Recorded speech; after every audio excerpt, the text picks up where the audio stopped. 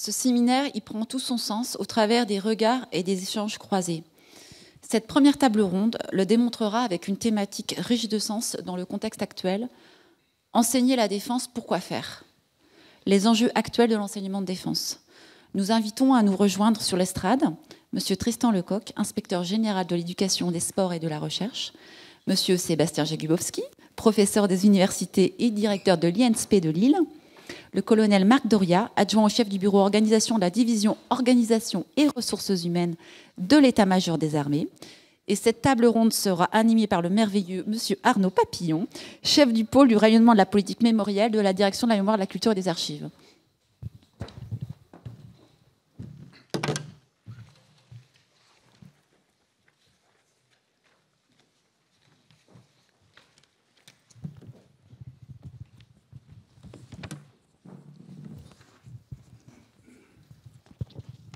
Bien. Ça fonctionne, voilà. Alors je vous remercie à mon tour de votre présence pour ce nouveau séminaire donc, qui porte sur l'enseignement de défense, organisé effectivement, ça a été dit, conjointement par le réseau des INSP et le ministère des Armées. Je remercie aussi une fois de plus, mais je crois que c'est tout à fait nécessaire et légitime, monsieur le préfet de la Somme et également les services de la préfecture pour la mise à disposition, pour la préparation de cette magnifique salle. Et la thématique retenue, donc sur laquelle je vais revenir maintenant, la thématique que nous allons aborder à travers les deux tables rondes, à travers la visite, à travers la conférence également, qui vont vous être présentées au cours de cette journée, dont je vous rappelle donc le titre, Enseigner la défense, des enjeux et des moyens. Eh bien, cette thématique, elle fait bien sûr écho aux précédents échanges qui avaient eu lieu à Ballard il y a maintenant presque un an, et dont le sujet était enseigner la défense et penser les crises militaires avec les élèves. Certains d'entre vous, d'ailleurs, étaient déjà présents à cette occasion. Donc, nouveau séminaire sur l'enseignement de défense. Alors, nouveau séminaire sur l'enseignement de défense, c'est dire l'importance que le ministère des Armées accorde à ce sujet, le ministère des Armées, mais aussi l'enseignement supérieur, bien sûr, mais aussi l'éducation nationale, bien sûr, avec lesquels le ministère des Armées travaille en relation étroite sur ces sujets, puisque, bien évidemment, il ne s'agit pas pour lui de se substituer à l'un ou à l'autre, mais bien de venir en soutien à la formation initiale des futurs enseignants. Et au ministère des Armées, c'est effectivement un des rôles dévolus à la direction de la mémoire, de la culture et des archives, la DMCA, que d'assurer ce soutien. DMCA qui propose des ressources, DMCA qui subventionne des projets pédagogiques, DMCA qui valorise des travaux en lien avec l'enseignement de défense, et ce, sur un site sur lequel j'aurai l'occasion de revenir ultérieurement, Chemin de mémoire, une revue éponyme également que je vous présenterai peut-être plus tard. Je vais commencer par présenter rapidement nos différents intervenants, que je remercie chaleureusement de leur présence. Je préciserai ensuite l'organisation générale de cette table ronde, et un temps d'échange avec la salle suivra qui vous permettra de poser directement vos questions sur ces enjeux d'enseignement de défense et de dialoguer directement avec nos invités. Donc, je vais commencer par vous, colonel Marc Doria. Vous avez une formation d'officier mécanicien, vous avez fait l'école de guerre, vous avez commandé une base aérienne. Vous êtes aujourd'hui adjoint au chef du bureau organisation de la division organisation et ressources humaines de l'état-major des armées. Un état-major d'ailleurs qui appuie fortement nos sujets, puisque le chef d'état-major des armées lui-même a eu l'occasion l'année dernière de rappeler à Ballard tout l'intérêt qu'il portait à l'enseignement de défense. Tristan Lecoq, vous êtes actuellement inspecteur général de l'éducation, du sport et de la recherche. Vous avez auparavant été, entre autres, conseiller auprès du ministre de la Défense de 1993 à 1995, chargé de mission auprès du secrétariat général de la Défense nationale de 1998 à 2003. Vous connaissez donc très bien les deux institutions qui aujourd'hui œuvrent sur ces questions d'enseignement de défense. Et vous êtes du reste au sein de l'inspection générale, aujourd'hui plus particulièrement chargé des relations avec le ministère des Armées. Enfin, Sébastien Jakubowski, professeur des universités en sociologie à l'université de Lille, bientôt Paris, j'ai cru comprendre que ça allait bientôt arriver. Sociologie à l'université de Lille, vous êtes directeur de l'INSP de l'Académie de Lille Hauts-de-France, et vos travaux portent depuis plus de 20 ans sur l'institution militaire. Et vous avez été, pour le réseau des INSP, copilote d'une journée d'études sur l'enseignement de défense, justement, qui s'est tenue à Ballard déjà début juin 2022. Donc j'en viens à cette rencontre, j'en viens à cette première table ronde. Donc l'intitulé, effectivement, les enjeux actuels de l'enseignement de défense. Alors les enjeux actuels de l'enseignement de défense, finalement, effectivement, enseigner la défense, pourquoi faire, quoi. Pourquoi faire? La question pourrait sembler provocatrice, elle pourrait même d'ailleurs n'être que purement rhétorique, si elle ne renvoyait pas dans les faits à peut-être une certaine méconnaissance de ce qu'est l'enseignement de défense, une certaine hésitation, en tout cas, vis-à-vis de ce qui est parfois perçu comme une notion assez floue, et par voie de conséquence, sans doute insuffisamment prise en compte dans les parcours, dans les pratiques pédagogiques. Alors peut-être est-ce aussi, bien sûr, parce que l'enseignement de défense n'est pas une matière en soi, même si la plupart des enseignants ont vis-à-vis d'elle sans doute le même rapport que M. Jourdain à la prose, hein, c'est-à-dire en faisant sans le savoir. Mais l'objet de cette table ronde, précisément, est de clarifier les choses, de préciser les contours de, finalement, cette non-discipline, hein, et surtout de convaincre tout à chacun de la nécessité de s'en saisir, d'en comprendre les tenants, les aboutissants, bref, les enjeux.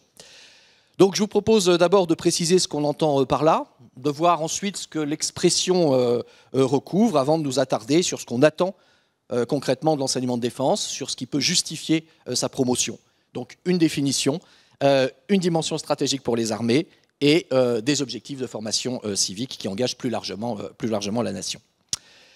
Donc, je vais commencer par vous, monsieur l'inspecteur général, pour savoir de quoi on parle, et de façon très classique, très académique. Il est peut-être nécessaire de définir les termes du sujet, donc de revenir brièvement, justement, sur ce que l'on entend par enseignement de défense, de faire l'historique, peut-être, rapidement, hein, d'une notion qui, encore une fois, sans être une discipline, est aujourd'hui très présente dans les programmes scolaires. Donc, qu'est-ce que c'est que l'enseignement de défense et à quel niveau l'enseignement de défense apparaît-il dans les programmes scolaires? Merci beaucoup. Bonjour à tous, officiers généraux, directeurs de cabinet, collègues, amis. Merci de m'avoir donné l'occasion de faire un plan, donc en 3 parties. Première partie, que défendre? Deuxième partie, qui défend? Et troisième partie, comment défendre? Puisqu'au fond, c'est la réponse à ces 3 questions qui fondent l'enseignement de la défense et de la sécurité nationale, lequel, très majoritairement, mais pas seulement, est dispensé par 45 000 enseignants d'histoire et de géographie de nos collèges, de nos lycées professionnels, d'enseignement général et technologique, mais qui est un champ, comme l'a dit Sébastien, qui recoupe et qui recouvre en fait, et qui vise, au fond, à recouvrir d'autres champs disciplinaires. Je sais que notre ministère est très attaché, par exemple, à l'histoire des arts, à l'histoire de l'image, cher Laurent, et du cinéma. Je sais qu'elle est attachée à l'histoire du patrimoine, du développement durable, et qu'on voit bien que c'est non pas une discipline, même si le cœur, c'est l'histoire, la géographie et l'éducation civique, mais c'est plutôt un champ disciplinaire. Alors, 3 questions. Premier point, que défendre? C'est la question des valeurs. Et là, à l'école, on y fait une réponse étatique, on y fait une réponse politique et on y fait une réponse historique. C'est 3 sous-parties de la première partie. La réponse étatique, c'est celle qui consiste à décrire l'État et ses fonctions. Et le cœur de l'État, c'est-à-dire la régale. Ultima ratio regum, le dernier argument des rois, ainsi que c'est gravé sur les canons de Louis XIV, dans les Invalides. Dans les Invalides, où se trouve le cœur de l'organisation interministérielle de la Défense, c'est-à-dire le secrétariat général de la Défense et désormais, depuis 2010, et de la Sécurité nationale. Et puis, au fond, pour bien marquer les sujets, on a les canons de Louis XIV, on a la salle où se tient la préparation des conseils de défense et des lois de programmation. Et alors là, on a la citation du général de Gaulle, Bayeux 1952, « La défense est la première raison d'être de l'État. Il n'y saurait manquer sans se renier lui-même. » Donc, c'est un peu lourd, hein, tout ça, c'est un peu solide, c'est un peu sérieux, et c'est d'abord l'État. C'est l'État, mais c'est aussi une population. J'y reviendrai dans ma deuxième partie, quand je parlerai de l'appartenance des Français à la France et de la notion de l'engagement dans les armées. Et puis, il ne faut pas l'oublier, ce sont des frontières. J'ai pu écrire moi-même autrefois, il n'y a pas si longtemps d'ailleurs, que les frontières dans le monde jouaient un rôle moins important, qu'on passait de la défense sans frontières, de la défense aux frontières, pardon, à la défense sans frontières. On s'aperçoit que la frontière revient en force. C'est une réponse politique, c'est le triptyque de Pierre Asner, la démocratie, l'état de droit, la dignité de la personne humaine. Il ne faut jamais l'oublier que ça nous distingue de pas mal d'autres pays dans le monde. Et puis, c'est une réponse historique, parce que la défense est aussi un patrimoine, comme le montre la très belle dernière production de la DMCA sur les arts et la guerre, que la défense est aussi une culture, et pourquoi pas une langue.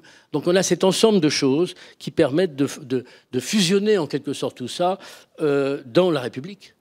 La République est un peu la réunion d'une nationalité et d'une citoyenneté. La nationalité et la citoyenneté qui étant séparables mais non séparées, un peu comme les forces françaises dans l'OTAN jusqu'en 2009.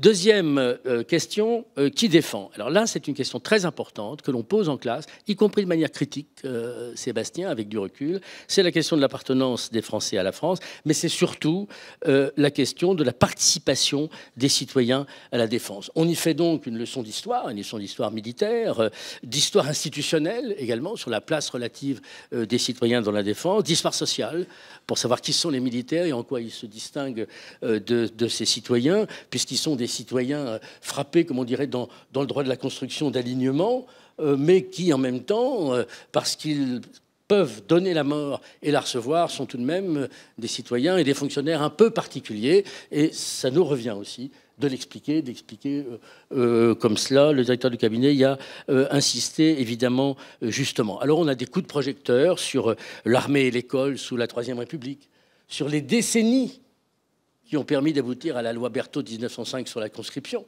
C'est pas Valmy, hein, chacun le sait, ça commence pas à Valmy, mais à partir de 1872, et sous l'influence de la défaite, on s'est interrogé sur le sujet, ça a mis des décennies, pour une somme de raisons que je n'ai pas le temps d'expliquer. Et puis, c'est aussi la sortie de la guerre froide. Au fond, la sortie de la guerre froide ouvre pour nous 30 ans d'incertitude, après 30 ans de réponse.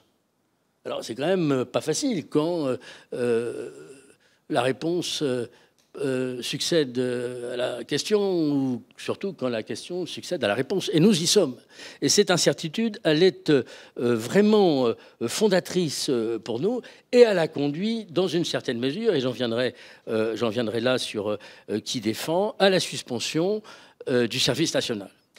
C'est une question compliqué, qu'il faut aborder, comme aurait dit Montesquieu, d'une main tremblante. Il y a un constat tout de même qu'on peut poser, c'est que depuis, au fond, la fin des derniers appelés, ça doit être 2000, 2001 ou quelque chose comme ça, mon colonel, depuis la fin des derniers appelés, on hésite sur les formes, sur le contenu et sur l'organisation de l'engagement des jeunes au service de la défense.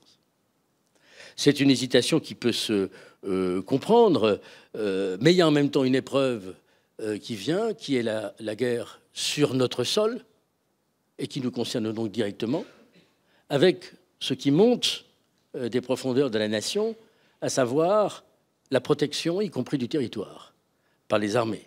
C'est quelque chose qui est devant nous et qui est extrêmement important. Je me rappelle du temps où on disait, en général, l'armée de terre, armée du terrain.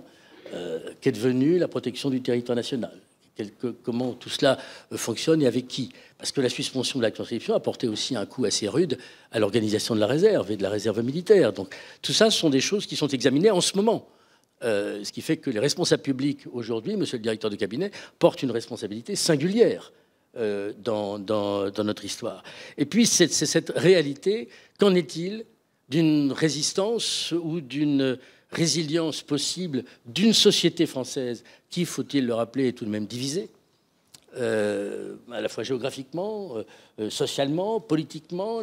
Les épreuves que nous vivons en ce moment, je dis les épreuves presque au sens le plus fort du terme, montrent bien que ces choses ne sont pas simples et que, par conséquent, il faut traiter les sujets complexes dans leur complexité. Troisième et dernier élément, pour être synthétique, puisque c'est l'instruction de barre et de route que j'ai reçus. Comment défendre? Je crois qu'il faut d'abord lire les textes.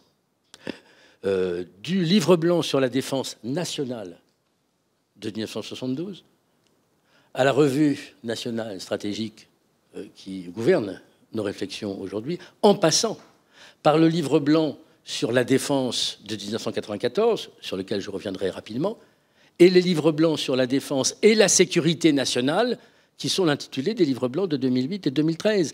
Ces titres sont signifiants.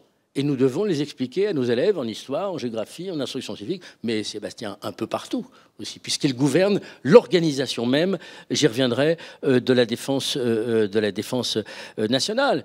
Je ne résiste pas à une allusion au livre blanc de 1994, auquel j'ai contribué au cabinet du ministre de la Défense de l'époque. Nous pratiquions à l'époque, ce que fait toujours d'ailleurs l'état-major des armées, la méthode des scénarios. Je rappelle que le scénario 6 de livre blanc de 1994 évoquait la résurgence d'une menace mondiale, militaire, massive, sur le sol européen à 20 ans. Il ne vous aura pas échappé que 1994 plus 20, ça fait 2014. 2014, c'est la Crimée. En d'autres termes, ce livre blanc marquait, c'était la volonté de l'amiral Langsat, chef d'état-major des armées de l'époque, la possibilité d'une reconstitution de force et de changement de format de nos armées. Nous y sommes, mon colonel, et ce sont les travaux d'aujourd'hui. Dernier élément, comment défendre comment défendre la lecture du contexte militaire. Je crois que c'est extrêmement important de comprendre comment fonctionnent les armées. Ce n'est pas quelque chose qui est évident pour nos enseignants. Je rappelle que démographiquement, de plus en plus d'enseignants n'auront eu aucun contact avec la réalité militaire. C'est dire à quel point le travail de la DMCA, le travail du ministère des Armées, mais aussi le travail des trinômes académiques et le travail, à partir de maintenant, des INSPE est absolument capital. Comprendre que la défense, c'est une lecture du contexte militaire, que ce contexte n'est pas le contexte national, mais qu'il est aussi européen et international, que les logiques militaires qui sont à l'œuvre ne sont plus seulement des logiques terrestres, aériennes ou maritimes, mais qu'elles sont de plus en plus interarmes, interarmées et internationales. Comprendre aussi que l'organisation de la défense, c'est-à-dire l'organisation du pouvoir, est de plus en plus resserrée. C'est quelque chose qui est certes dans la logique de la Ve République. Je rappelle que lorsque Michel Debré a constitué son gouvernement, le premier gouvernement du général de Gaulle en 1959, le général de Gaulle a nommé le premier ministre qui serait chargé des questions de défense, Pierre Guillaumat, qui était très haut fonctionnaire, résistant, commissaire à l'énergie atomique que nous connaissons, par ailleurs, fils du général Guillaumat. Et Michel Debré demande au général de Gaulle, mais pourquoi nommez-vous Guillaumat ministre des Armées et pas ministre de la Défense? Le général de Gaulle a cette réponse qui résume tout, j'allais dire du général au président de la République actuelle, parce que la défense, c'est moi. Et on voit bien, là, le resserrement très fort au plan politique qui aboutit à faire du chef de l'État naturellement le chef des armées, mais de fait l'autorité opérationnelle du chef d'état-major des armées et de fait aujourd'hui l'autorité opérationnelle également des services de renseignement. On a là quelque chose de très fort qui, à mon avis, n'est pas là de s'arrêter. Ce qui correspond aussi, et c'est intéressant, au renforcement des pouvoirs du chef d'état-major des armées. Et puisque hommage a été rendu au chef d'état-major des armées actuel, je m'associerai à cet hommage, l'impulsion qu'il a donnée aux deux travaux qui sont en cours, c'est-à-dire le travail de rénovation du site d'éducation à la défense et le travail avec les INSPE, s'inscrit véritablement dans cette affaire. Et puis, à la croisée des chemins, j'en termine là-dessus, il y a la dissuasion. Il y a un élément qu'il faut expliquer parce que ce qui est intéressant, c'est de voir aussi l'histoire de ces affaires. Sous la 4e République, l'arme nucléaire, dont d'ailleurs la création de l'outil précédait la doctrine, ce qui est aussi très intéressant intellectuellement et historiquement, était une affaire secrète, cachée.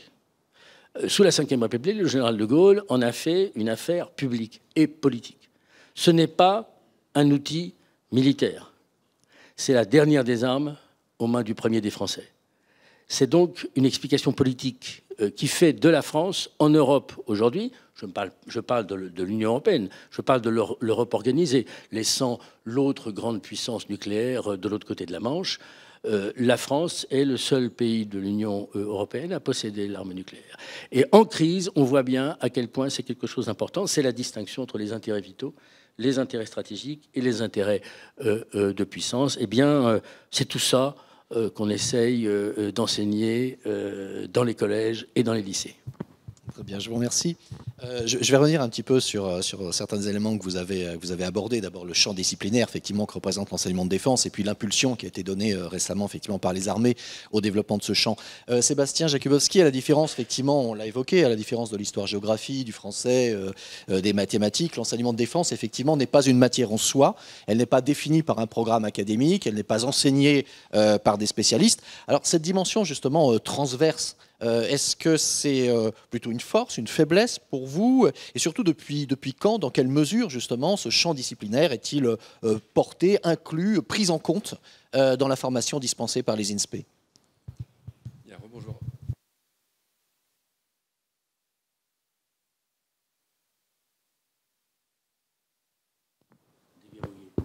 Il était verrouillé. Bien, rebonjour à toutes et tous. Merci. Merci Arnaud pour ces éléments. Alors, je n'ai pas nécessairement prévu de retracer une histoire de ce champ disciplinaire au sein des IUFM, École normale, UFM, SP et INSP. Mais néanmoins, d'abord, ce qu'on peut dire et constater, c'est que cette formation sur ce champ disciplinaire qu'est l'enseignement de défense, elle est très clairement déjà dispensée de façon très variable d'un INSP à l'autre, et il faut bien le dire aussi, au sein même d'un même INSP, puisque l'organisation de la formation des enseignants et des futurs enseignants, l'ensemble des INSP, cela représente aux environs de 65 000 étudiants en France,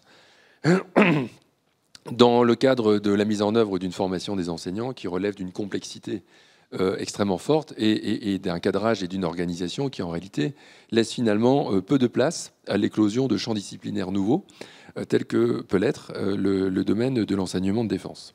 Et puis par ailleurs, au sein de la formation des enseignants, il convient aussi de dissocier ou de distinguer plus exactement dans cette formation ce qui relève de la formation des enseignants du premier degré, les professeurs des écoles, des enseignants de collège et de lycée, et lycées professionnels, et également de la formation des futurs conseillers principaux d'éducation. Puisque finalement là, on fait appel à différents types, non pas vraiment de métiers, mais ces collègues sont en prise avec différents types d'élèves, et les besoins, les connaissances et les compétences à transmettre et à acquérir, pour eux comme pour leurs élèves, sont là aussi de nature différente. Et donc si je fais ce constat, c'est aussi pour dire que finalement ça ne nous simplifie pas les choses sur le plan de l'appréhension, de la mise en œuvre et de la transmission de cet enseignement de défense qui, par ailleurs, n'est pas une priorité centrale à l'heure actuelle. Et je ne veux pas présager de ce que ce sera demain, mais l'enjeu qui est le nôtre, je pense, dans le travail que nous avons entrepris, c'est justement de parvenir à envisager les modalités pour parvenir à mieux ancrer dans la formation ce champ disciplinaire, à l'instar d'autres priorités, et je ne les hiérarchise pas, que peuvent être l'école inclusive, l'éducation à la laïcité et la transmission des valeurs de la République, l'éducation au développement durable, etc., etc. Je pourrais citer d'autres exemples. Et donc, à ce titre, le fait qu'il ne s'agisse pas d'une discipline constituée, mais bien d'un enseignement transversal, pour répondre bien sûr à votre question, Arnaud, est plutôt à voir, à mon sens, comme une force plutôt que comme une faiblesse. Bon, en même temps, je me mettrais moi-même en difficulté si je vous disais l'inverse, évidemment. Mais néanmoins, je pense que c'est davantage une force parce que ça permet de mobiliser des collègues intéressés par ces questions, quelle que soit leur discipline, et puis de parvenir avec un effet levier de peut-être sensibiliser d'autres collègues à rejoindre d'une manière ou d'une autre ce champ disciplinaire, même si, et monsieur l'inspecteur général l'a bien évidemment rappelé, il s'agit le plus souvent d'historiens et de géographes qui, par leur formation et par leur ancrage disciplinaire, sont les premiers à s'emparer de ce champ disciplinaire en acte. Et puis aussi, pour rebondir sur les propos de l'inspecteur général tout à l'heure, aussi parce que les historiens et les géographes sont plus facilement, par les outils disciplinaires et méthodologiques qui sont les leurs, en capacité de pouvoir rendre compte de ce qu'est d'un point de vue synchronique et diachronique de ce qu'on appelle la société militaire, qui n'est pas une société qui, d'un point de vue social, s'appréhende aujourd'hui de manière facile. Donc je pense que l'enjeu que nous devons ensemble essayer de positionner, en tout cas de travailler ensemble, c'est déterminer un cadre commun qui nous permette progressivement, et en particulier au sein des INSPE, de monter en puissance dans la formation des futurs enseignants sur cette thématique, ce qui implique, et c'est l'enjeu des objectifs que nous donnons depuis maintenant 1 an et demi et pour demain, une montée en puissance collective des collègues sur ces questions et faire en sorte qu'on parvienne à faire en sorte que de plus en plus de collègues formateurs d'INSPE soient mieux formés sur ce champ disciplinaire et que, quelle que soit la discipline dans laquelle finalement ils se trouvent, eux-mêmes se sentent davantage sensibilisés et en situation de former leurs enseignants qui, eux, formeront les élèves.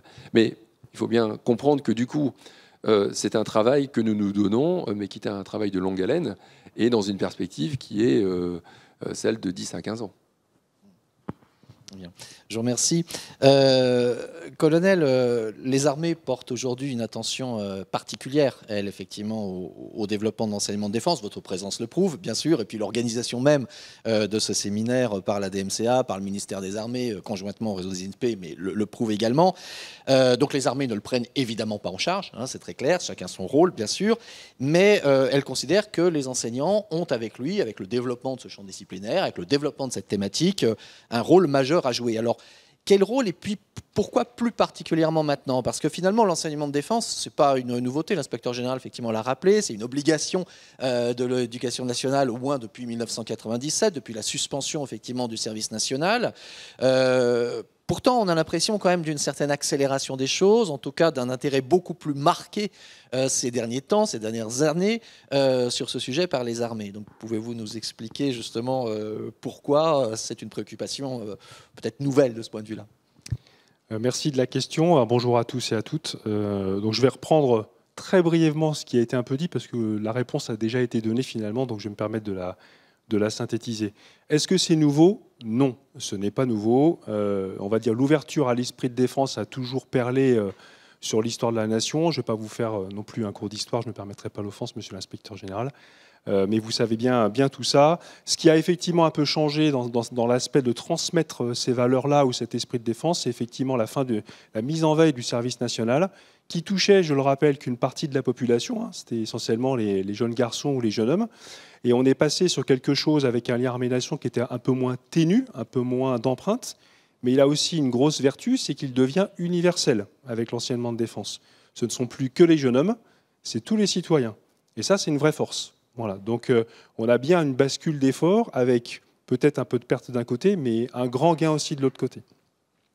Est-ce que l'enjeu, l'importance de l'enseignement de défense est primordiale aujourd'hui? Forcément oui, ça l'a toujours été, mais encore plus aujourd'hui, pour des raisons qui ont déjà été évoquées quasiment par tous, monsieur le directeur de cabinet, monsieur l'inspecteur général, vous-même, monsieur le directeur. On vit une époque un petit peu particulière depuis quelques années. On sort d'une génération un peu plus la nôtre, alors je ne m'adresse pas aux plus jeunes dans la salle, mais qui ont connu effectivement des conflits qui étaient assez loin de nos frontières, avec des problématiques sécuritaires qui étaient plutôt indirectes pour la France. Aujourd'hui, depuis quelques années, forcément, ça nous touche largement plus dans le cœur de la France et du territoire, que ce soit les attentats de 2015, que ce soit la crise Covid aussi, hein, crise sécuritaire qui se rajoute là-dessus, et puis depuis peu, finalement, un conflit majeur dur, très dur, aux portes de l'Europe, comme ça n'était pas arrivé depuis très longtemps. Tout ça, ça a déjà été dit. Donc du coup, ça résonne, cet enseignement de défense résonne de manière vraiment un peu différente aujourd'hui, toujours aussi important, mais encore une fois, beaucoup plus d'emphase.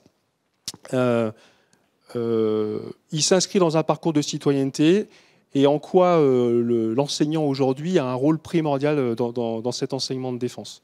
Moi, j'y vois une réponse à 3 besoins essentiels. Le premier, l'enseignement de défense, c'est un besoin de la nation, qui vise à renforcer les forces morales, comme ça a été dit aussi par monsieur le directeur de cabinet, la résilience de la nation dans une société aujourd'hui et une conjoncture qui est de plus en plus incertaine, avec un peu plus d'insécurité. Donc ça, c'est pour répondre à un besoin de la nation. La deuxième, c'est de répondre à un besoin des armées qui, effectivement, avaient un peu perdu ce lien beaucoup plus ténu avec le service national. Et donc les armées s'engagent, et le ministère des Armées, très régulièrement dans un certain nombre d'actions pour continuer à maintenir et à consolider ce lien armée-nation, et tout particulièrement le lien armé avec la jeunesse.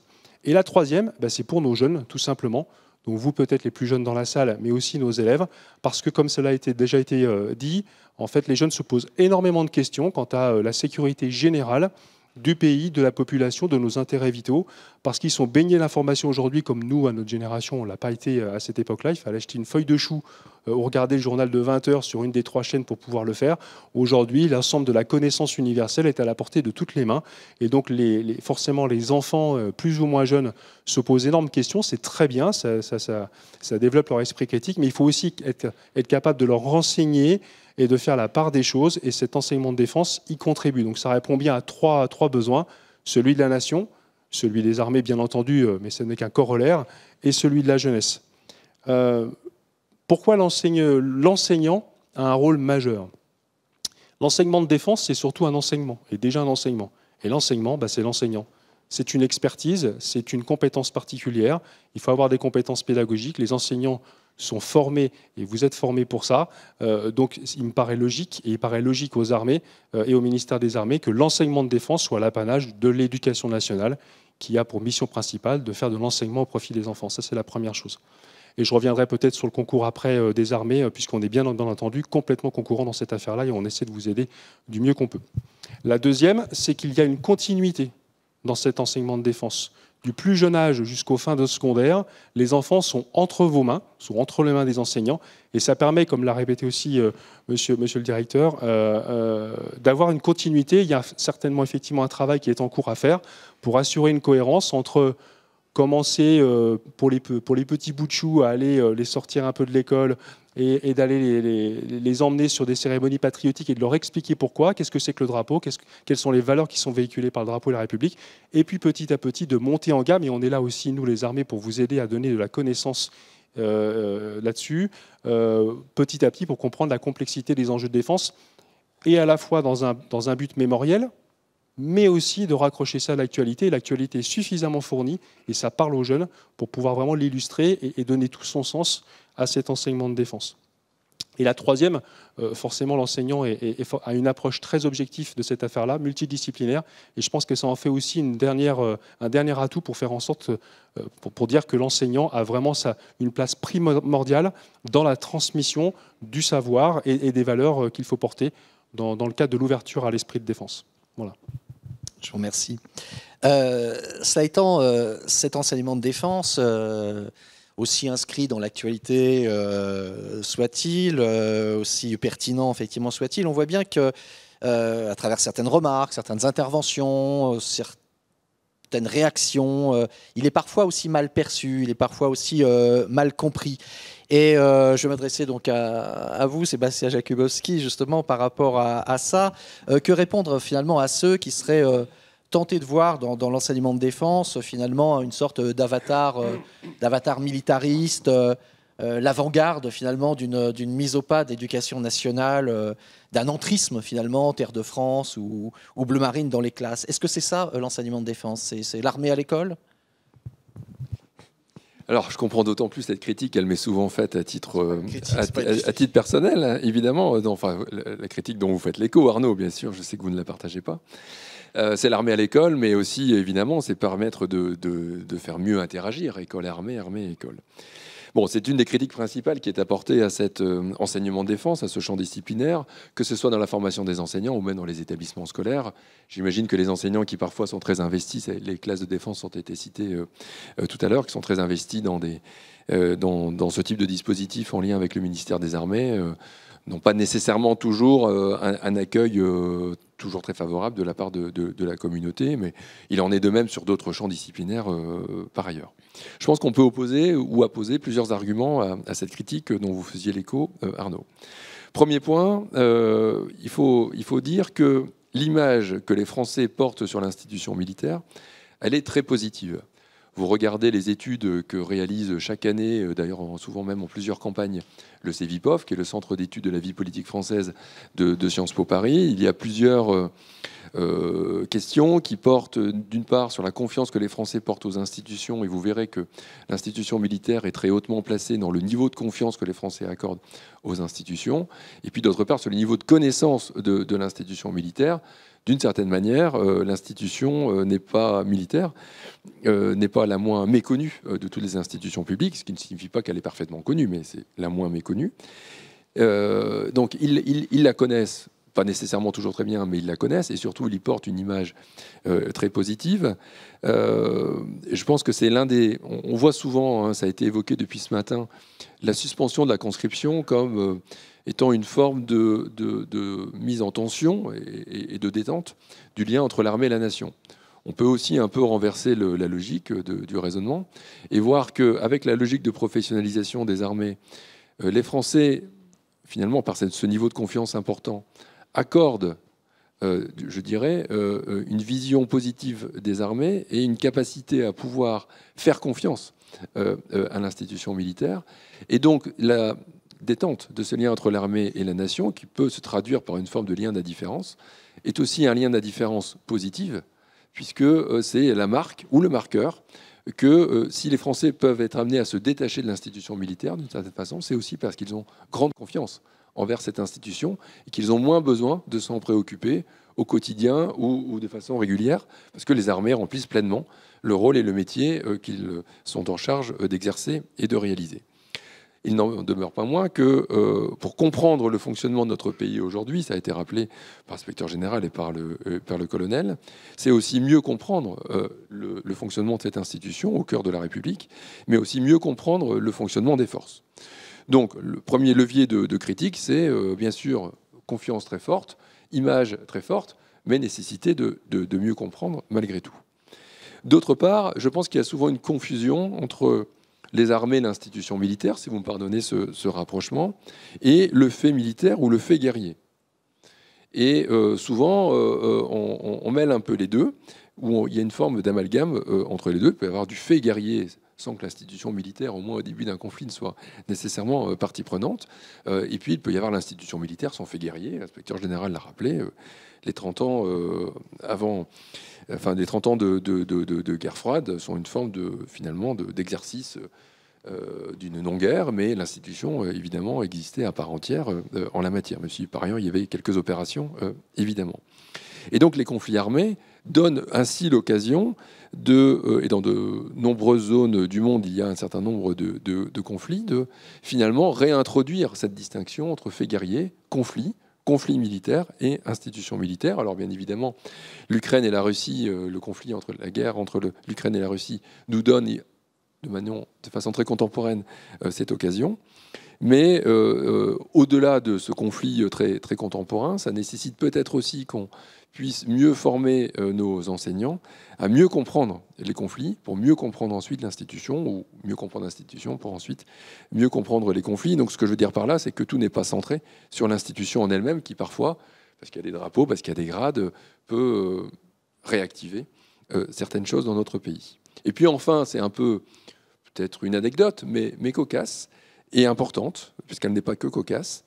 Je voudrais dire aussi que, et pour moi c'était quelque chose d'important vu depuis ma position actuelle, je dirais qu'aujourd'hui même les organisations syndicales de l'éducation nationale, en tout cas à Lille, elles l'ont demandé en conseil d'institut, nous demandent aujourd'hui l'introduction d'éléments de formation sur la responsabilité des enseignants. Alors ce n'est pas directement sur l'enseignement de défense en tant que tel, mais sur la réponse que peuvent apporter des enseignants en cas d'attaque, prise ce terme au sens très large du terme, d'attaque, bien sûr, ça fait référence au conflit, mais aussi à la capacité des enseignants à pouvoir, dans leur classe et avec leur classe, prendre en compte les potentiels dangers qui peuvent advenir dans le cadre de l'action professionnelle scolaire, prise au sens plein du terme. Et donc pour pouvoir accompagner les élèves et leurs élèves dans cette situation.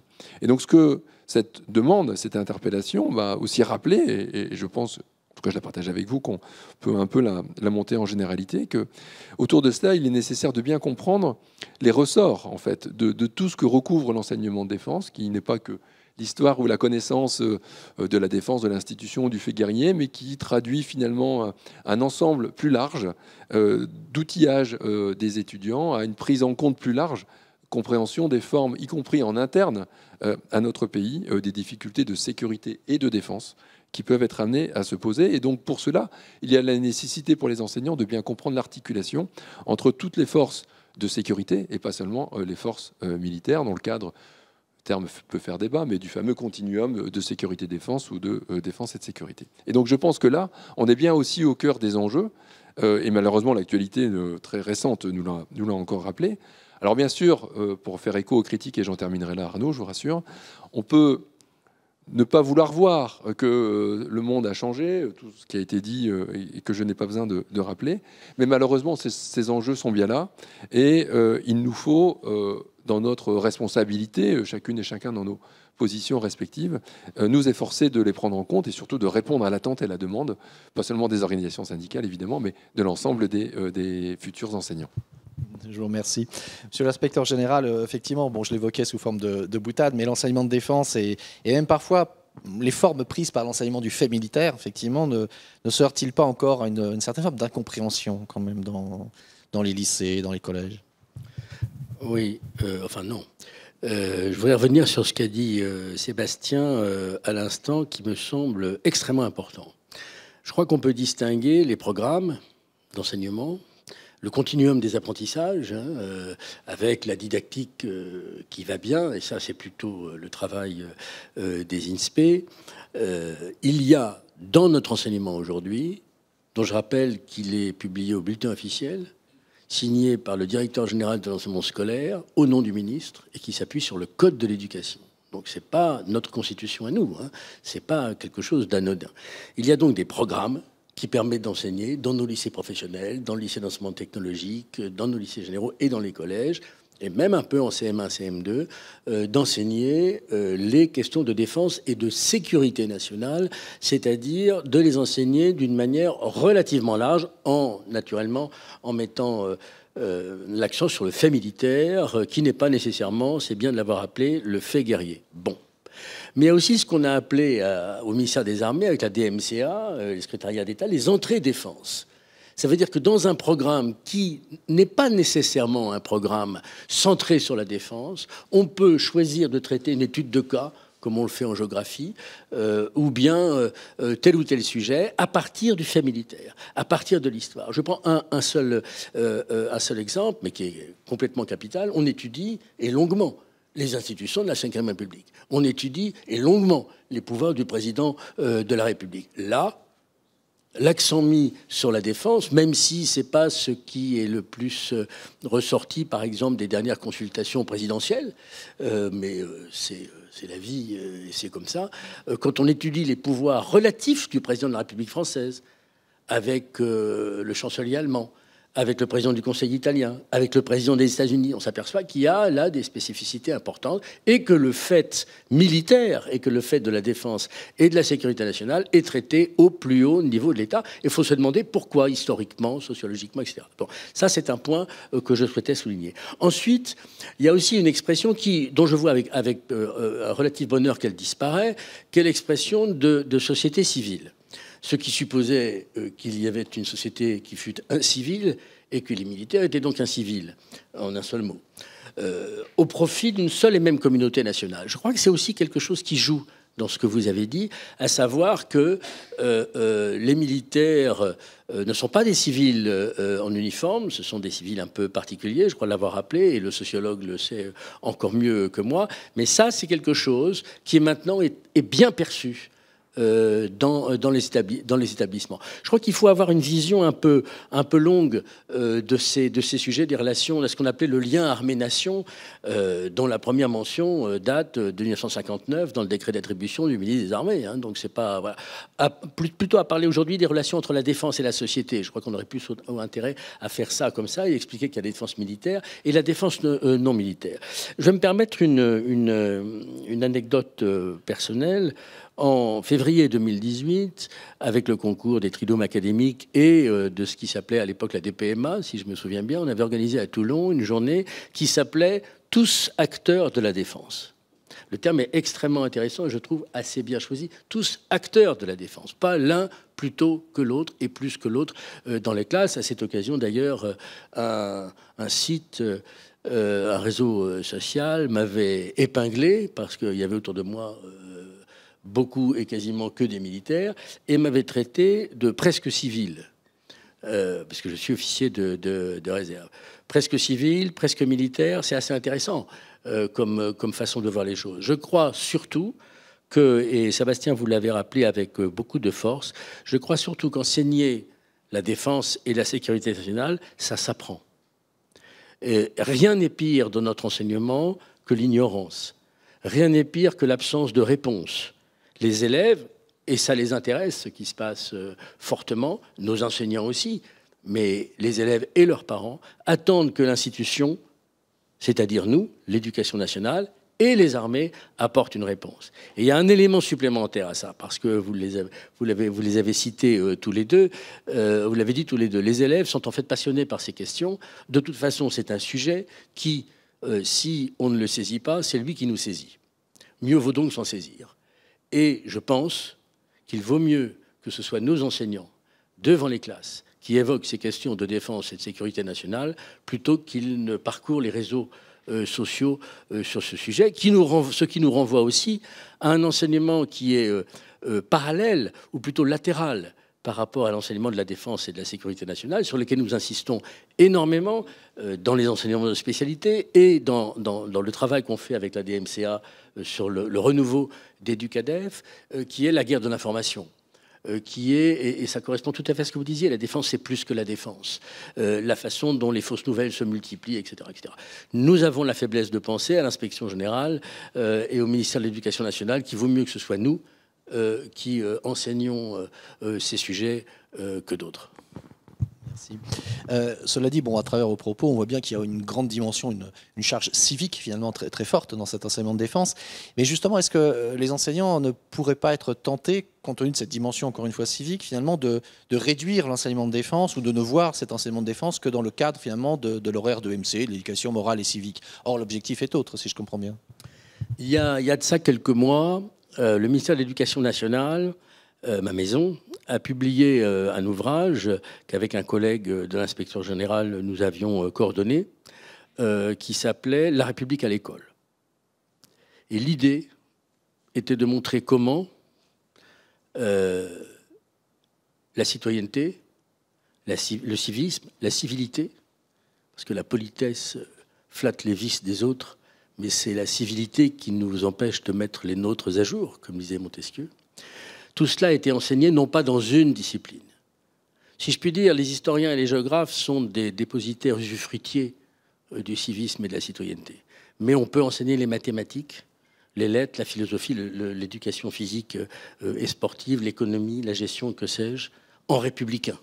C'est aussi ça que l'on apprend dans les INSPE. Et quand on enseigne tout cela de manière républicaine, laïque, citoyenne, française, les questions de défense et de sécurité nationale, en quelque sorte, arrivent, non pas naturellement, parce qu'il n'y a rien de naturel dans ce qu'on fait, mais peuvent arriver plus facilement peut-être que si on les prend de manière plus frontale et plus directe. Très bien, je vous remercie. Donc, colonel, effectivement, un intérêt assumé pour ces questions de défense, des enjeux partagés avec ceux de l'éducation nationale, parce qu'effectivement, nous sommes sur des enjeux qui sont civiques au sens large, mais pas de volonté de recrutement ou pas d'envoi de recruteurs dans les classes. Donc. Non, je vous rassure, effectivement, l'objectif n'est pas de recruter, même si s'il y a quand même quelques vocations, on se fera un plaisir de les accueillir au sein du ministère des Armées, qui, alors juste je le rappelle, recrute plus de 20 000 personnes par an, militaires comme civils, puisqu'on a quand même énormément aussi de personnel civil. Alors je me permets d'utiliser ce barbarisme, mais du moins des personnes qui œuvrent au ministère des Armées et non plus de la Défense, mais qui ne sont pas tous les jours en uniforme. Voilà. Donc non, la vocation d'enseignement de défense, c'est bien entendu pas de recruter, mais bien d'ouvrir à l'esprit de défense.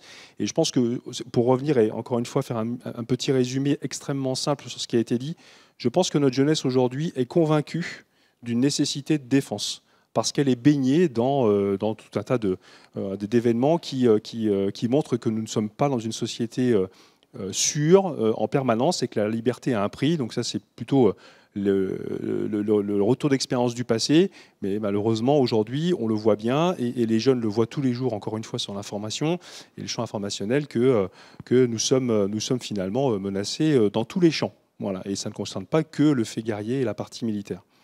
Donc oui et non. Forcément, pas de recrutement, mais par contre, les armées sont vraiment, et le ministère des Armées, aux côtés des enseignants, pour renforcer cet enseignement de défense et vous donner ou vous procurer tous les outils nécessaires pour faire en sorte que cet enseignement de défense progresse et on puisse mieux faire comprendre les enjeux de défense et effectivement les politiques associées à nos élèves et bien entendu à vous, enseignants, au départ. Et pour ça, en fait, les armées et le ministère des Armées développent une politique très générale sur l'accompagnement de cet enseignement de défense et de lien avec la jeunesse. Alors ça commence effectivement par la mise à jour d'outils pédagogiques sur des thématiques défense qui ne sont pas des thématiques plutôt anciennes, mais plutôt des thématiques très actuelles, parce que je pense que les élèves et vous, enseignants, on se pose plutôt des questions sur quelle est la problématique aujourd'hui, comment se prémunir de ça demain, en plus de l'aspect mémoriel. Et donc, on met à jour des contenus qui vous permettent sur des choses extrêmement concrètes, comme les enjeux liés à l'espace, liés à la sécurité en mer, liés au cyber. J'y reviendrai un tout petit peu, parce que je pense que ça, pour le coup, tout le monde y est. Et le champ informationnel avec la désinformation. Voilà, mettre à jour ces outils pédagogiques qui vous permettent, vous, enseignants ou aux enseignants, de pouvoir s'approprier des choses simples, prêtes à l'emploi, très pratiques, et de construire un enseignement de défense qui peut être soit l'apanage des enseignants d'histoire géo, mais aussi qui peut être très pluridisciplinaire, je pense. Et puis derrière, il ne faut pas oublier que le ministère des Armées est présent partout sur le territoire. J'inclus bien sûr la métropole, mais pas que, aussi les Outre-mer. On a un maillage territorial qui est quand même assez présent, un petit peu quand même, on en a encore. Donc on est de moins en moins, effectivement, mais il n'y a pas un seul département où il n'y a pas de présence du ministère des Armées, où il n'y a pas de présence d'un militaire. Et donc il faut se servir de cette opportunité pour pouvoir aider les enseignants à illustrer, construire des enseignements, voire avoir des témoignages.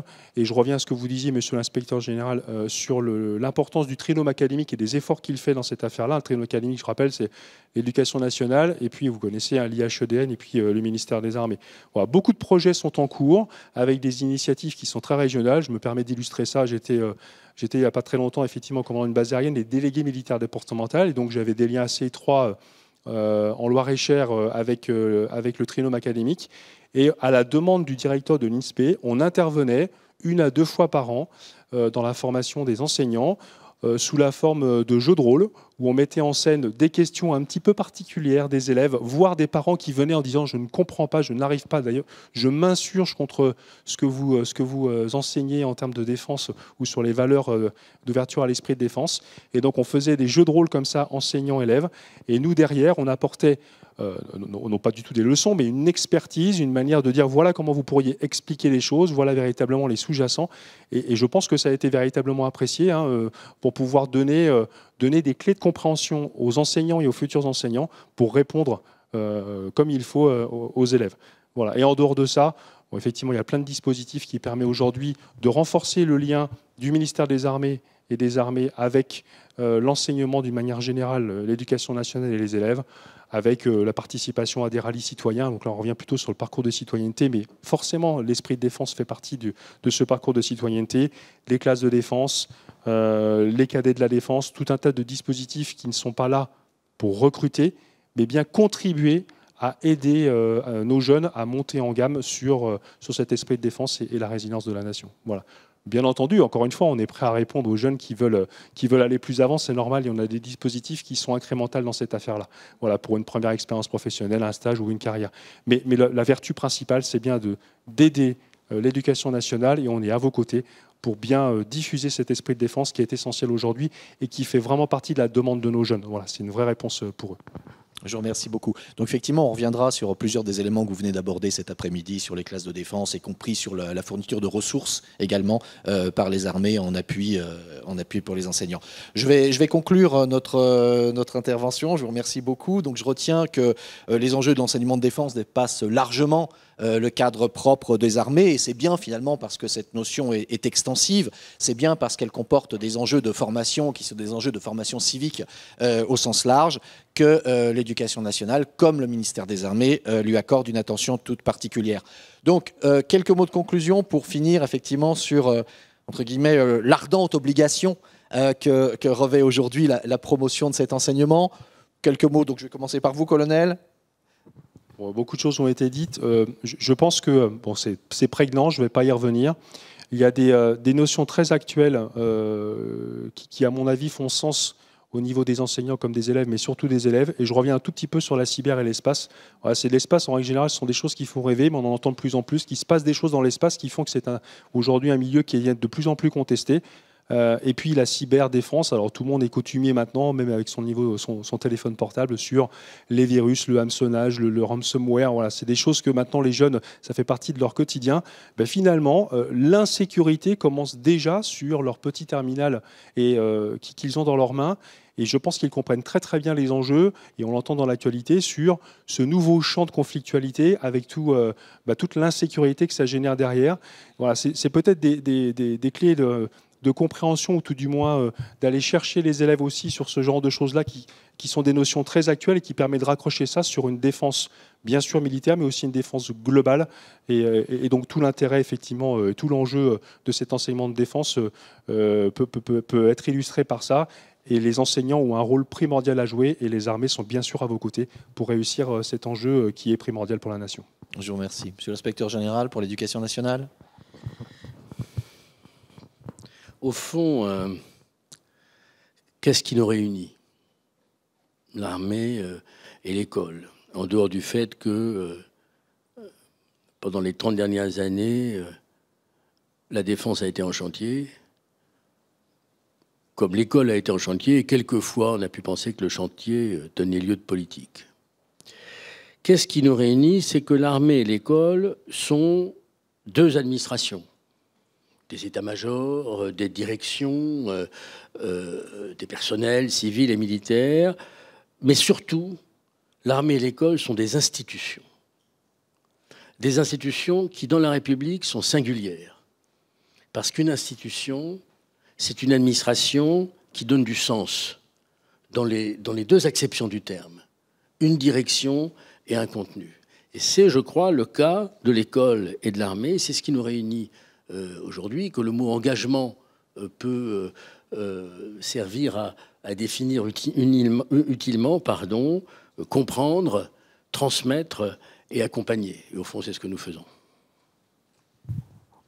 Sébastien, les mots de la fin vous appartiennent. Donc pour le réseau des INSPE, et plus particulièrement justement sur la place que cet enseignement de défense est amené à prendre dans la formation initiale justement des enseignants. Oui, finalement, je vais rebondir un peu sur les propos du colonel tout à l'heure. Alors d'abord sous la forme d'une petite pirouette en disant que, bien sûr, c'est comme pour rebondir également sur les propos d'Arnaud, il ne s'agit pas de mettre l'armée dans les classes, même si il peut arriver que des enseignants rejoignent l'armée, ou le ministère des Armées en tout cas, puisque des enseignants peuvent être amenés à exercer dans le cadre des lycées de défense ou dans d'autres fonctions proposées par le ministère des Armées, et ainsi aussi apporter leur expertise. Ça ne va pas que dans un sens, ça va aussi dans un autre sens.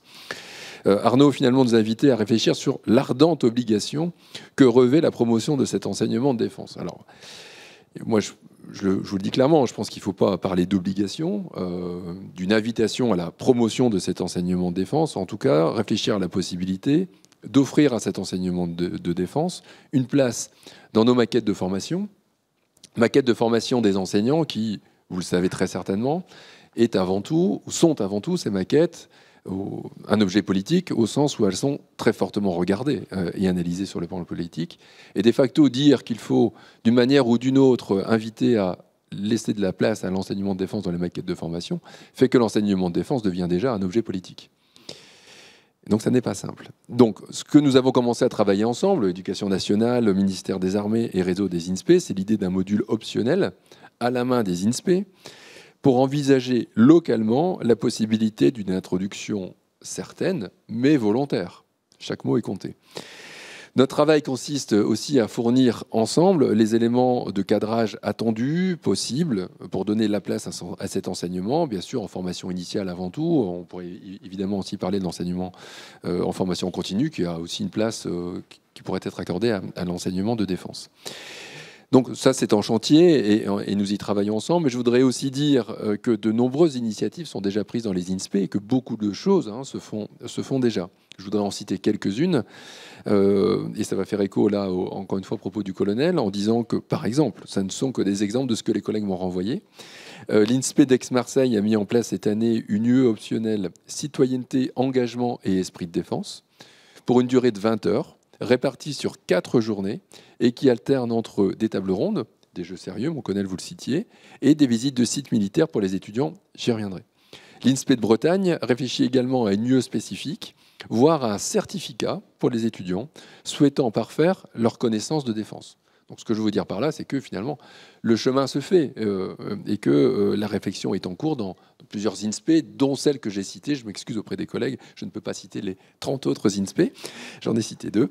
Mais ce que je voulais également dire, et pour en terminer là, c'est que tant à Marseille ou qu'en Bretagne, le lien aussi avec les implantations militaires locales et les implantations territoriales est central, si ce n'est déterminant, puisqu'on peut former à l'enseignement de défense. On peut essayer de faire mieux comprendre ce que sont les enjeux de la défense et de la sécurité. On peut le faire avec des militaires, on peut le faire avec des civils, on peut le faire avec des enseignants. Mais quand on peut faire tout cela ensemble, émaillé avec une visite de site, un jeu sérieux et des militaires en démonstration parfois, comme ça peut se faire dans d'autres INSPE, eh bien ça renforce encore la tonalité déterminante et centrale que revêt l'enseignement de défense et ses enjeux pour nos étudiants et aussi pour nos collègues. Je vous remercie beaucoup.